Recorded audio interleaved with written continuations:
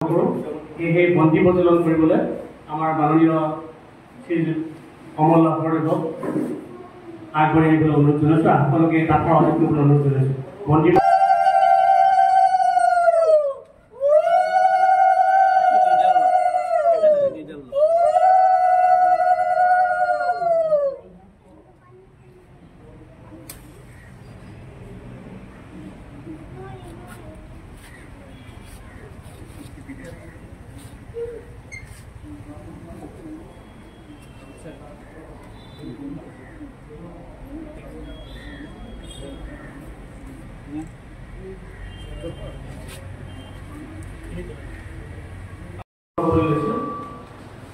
অনুষ্ঠানৰ অন্তত আসন গ্ৰহণ কৰিবলৈ আমি অনুৰোধ জনাইছোঁ।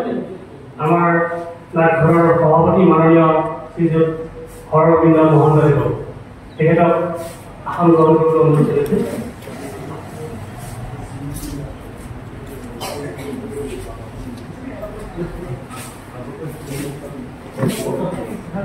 এইবাৰ এই মঞ্চত আসন গ্ৰহণ কৰিবলৈ অনুৰোধ জনাইছোঁ। আমাৰ যি বিশিষ্ট ব্যক্তি অসমৰ তথা ভাৰতবৰ্ষৰ এগৰাকী প্ৰখ্যাত চিত্ৰশিল্পী তথা ৮০ দশকৰ পৰা অসমত নাট্য প্ৰচাৰৰ সৈতে ওতঃপ্ৰোতভাৱে জড়িত তথা আমাৰ সকলোৰে প্ৰিয় এগৰাকী দক্ষ কবি আৰু আবৃত্তিকাৰ মাননীয় মুনীন্দ্ৰ নাৰায়ণ ভট্টাচাৰ্যদেৱে তেখেতক মঞ্চত আসন গ্ৰহণ কৰিবলৈ অনুৰোধ জনাইছোঁ।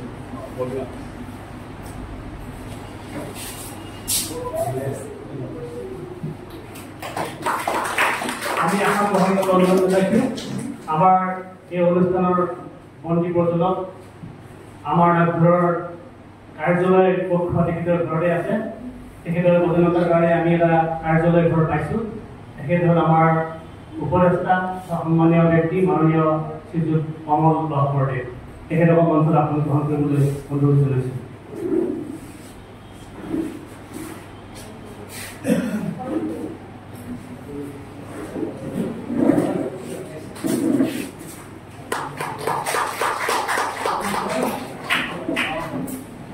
এতিয়া আমি মাননীয় সভাপতিক এখন গামোচাৰে আদৰণি জনাব।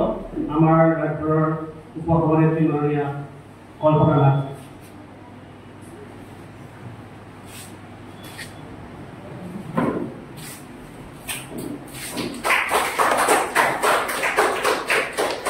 আজি বিশিষ্ট অতিথি মাননীয় মুনীন্দ্ৰ নাৰায়ণ ভট্টাচাৰ্যদেৱক এখনি গামোচাৰে আদৰিব আমাৰ সহকাৰী সম্পাদক ধীৰেন চন্দ্ৰ তালুকদাৰে।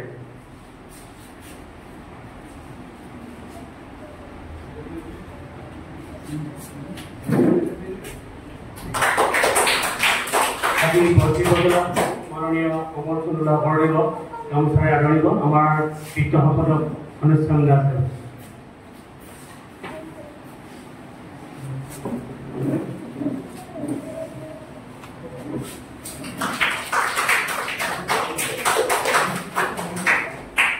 অনুষ্ঠানৰ আৰম্ভ কাৰ্যকৰী সভাপতি গাড়ী ভ্ৰমণে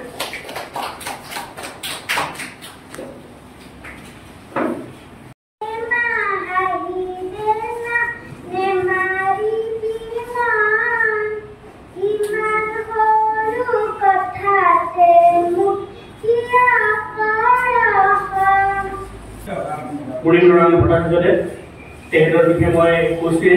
তেখেত অসমৰে ভাৰতবৰ্ষৰে এগৰাকী প্ৰখ্যাত চিত্ৰশিল্পী।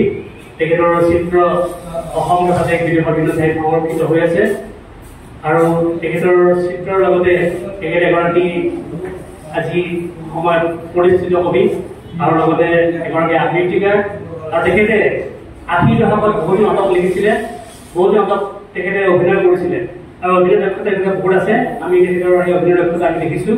আগৰ কেইবাখনো কৰ্মশালাত তেখেতে উপস্থিত হৈ আমাৰ ল'ৰা ছোৱালীবিলাকক সেই অভিনয় দক্ষতাৰ কিছু আভাস দিছিলে। আমি আশা ৰাখিছোঁ আজি তেখেতে ভাষণেৰে আপোনালোকক নিশ্চয় আপ্লুত কৰিব। নমস্কাৰ। মঞ্চৰ বৰিষ্ঠ সভাপতি মহোদয় আৰু বিশিষ্ট অতিথিসকল, সম্পদ বহি থকা অতিথিৰ লগতে অভিভাৱক আৰু তেখেতসকলৰ ল'ৰা ছোৱালী ছাত্ৰ ছাত্ৰী কাহিনীটো কেনেকৈ কৰিলোঁ অকণমান শ্বেয়াৰ কৰিছোঁ ল'ৰা ছোৱালীবিলাকৰ কাৰণে। ইয়াতে শিশুসকলক যিখিনি কথা ক'ব লাগিব আকৌ অভিভাৱকসকলক অকণমান বেলেগ ধৰণে কথা ক'ব লাগিব। আমি এনেকুৱা ধৰণৰ অনুষ্ঠানবিলাকত যেতিয়া যাওঁ এইটোৱে হয়।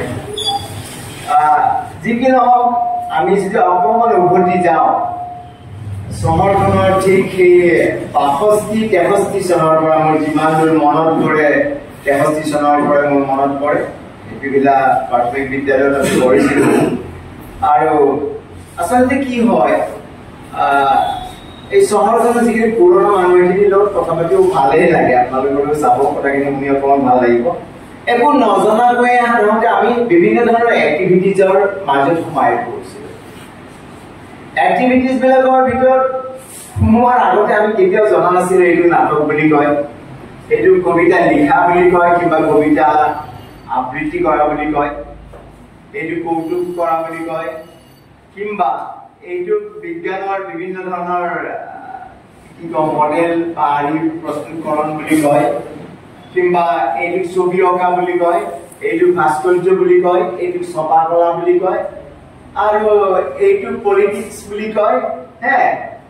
এই কথাবিলাক সম্বন্ধে আমি একোৱেই নাজানো, কিন্তু সি আমি লাল বাহাদুৰ শাস্ত্ৰী নেহেৰুৰ দিনৰ মানুহ এটা আবৃত্তিৰ ৰিচাইটেশ্যন গিল্ড এটা আমি কৰিছিলোঁ।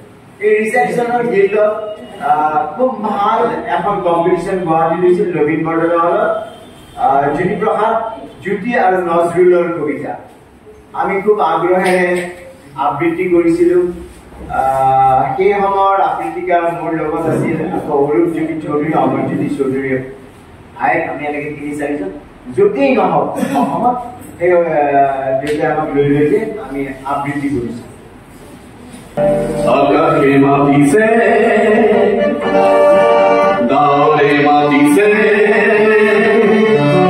পাহাৰে মাতিছে হাত বাউলি বনৰ ফুললতা নিৰিখে মাতিছে জোৰোণ বতাহ হাৰি জাৰি বিচাতি বিচাতি মনৰে চৰাইটি সজাৰ দুৱাৰ খুলি দিয়া না ইছাতি দিছাতি মনৰে চৰাইটি সজাৰ দুৱাৰ খুলি দিয়া না। ৰূপান্তৰণ কৰিছিলে পলৰীয়া প্ৰতিধ্বনি। আমি এইটো লক্ষণ কৰিম পলৰীয়া প্ৰতিধ্বনি। আপোনালোকে সকলোৱে শুনে যে প্ৰতিধ্বনি বুলি ক'লে আমি কি শুনো, এটা শব্দ বাৰে বাৰে ৰিপিট হৈ যায়, প্ৰতিধ্বনি হৈ যায়। সেই প্ৰতিধ্বনিটো এটা কেৰেক্টাৰ হ'ব পাৰেনে বাৰু? আমি কল্পনা কৰিব নোৱাৰোঁ যে প্ৰতিধ্বনি এটা কেৰেক্টাৰ হ'ব পাৰে। এইবাৰ অলপ অলপ সেই প্ৰতিধ্বনি এটা কেৰেক্টাৰ হ'ব, কিন্তু আনচিন হ'ব, দেখা নাযাব। দেখা নাযোৱা কেৰেক্টাৰ এটা কেনেকৈ চৰিত্ৰ হ'ব পাৰে সেইটোকে অলপ প্ৰতিস্থাপিত কৰিব খোজা হৈছে। আজি ইয়াতে কথা কিবা ক'ব লাগিব বুলি মই ভাবি অহা নাছিলোঁ, তথাপি মোৰ ফালৰ পৰা মাত্ৰ মই শুভকামনা জনাবলৈকে মাত্ৰ এষাৰ কথা ক'ব খুজিছোঁ।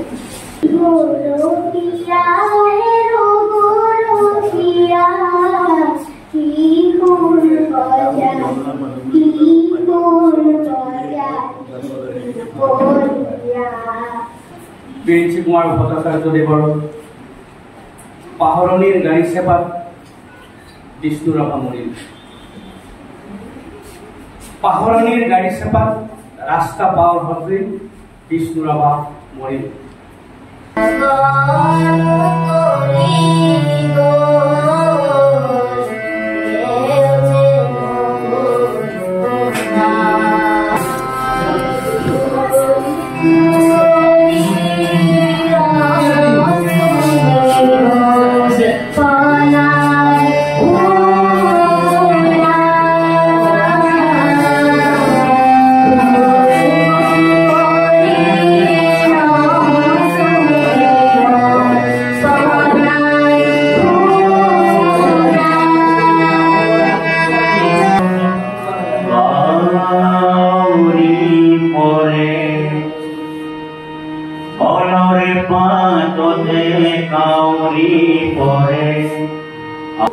আজিৰ যি অনুষ্ঠান, আজিৰ অনুষ্ঠানটো বিষয়ে মানে সদায়তো আমি ৬-৭টা মানে সংগঠনৰ লগত জড়িত বহুতো আচলতে আমি একোজন বিশিষ্ট ব্যক্তিক আমি কিবা কামত আহে বুলি আমি মাতি আনো। তেওঁৰ নিচিনা মানুহ এজনৰ ইমান যথেষ্ট সময়ৰ মূল্য আছে, ইমান সময়ৰ মূল্যৰ মাজতো তেওঁ আমাক এইখিনি সময় দিছে। মই তেখেতক ধন্যবাদো দিছোঁ আৰু আমাৰ পৰা সৌভাগ্য যে তেখেতৰ এটা আগত ভাষণ আমি শুনিবলৈ পাইছোঁ। কিন্তু প্ৰায় মই মন কৰিছোঁ যে আমাৰ কিছুমান ভাষণ দি থাকোঁতে আমি বহু আমি